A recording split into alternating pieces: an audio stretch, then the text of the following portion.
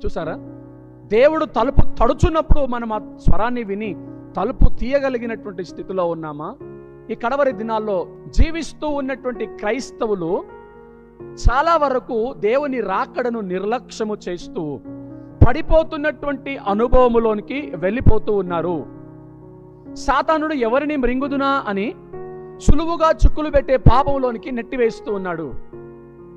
ఇప్పుడు ఈ నవీన కాలములో టెక్నాలజీ ఎక్కువైపోయింది కాబట్టి ఈ నవీన కాలములో టెక్నాలజీ ద్వారా సాతానుడు మనల్ని సులువుగా పాపములో నెట్టివేసేటటువంటి ప్రమాదం కూడా ఒకటి ఉంటుంది.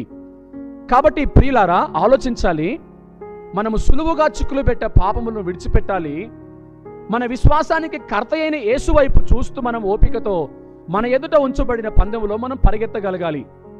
అయితే అప్పుడు అలాగా ఆయన తలుపును తడుతున్నప్పుడు ఆ స్వరాన్ని విని ఆయనను అంగీకరించగలుగుతున్నామా? ఆయనను ఆహ్వానించగలుగుతున్నామా? ఆయనను అలాగా ఆహ్వానిస్తే, అంగీకరిస్తే మనము ఆయన కలిసి భోజనము చేయబోతూ ఉన్నాం.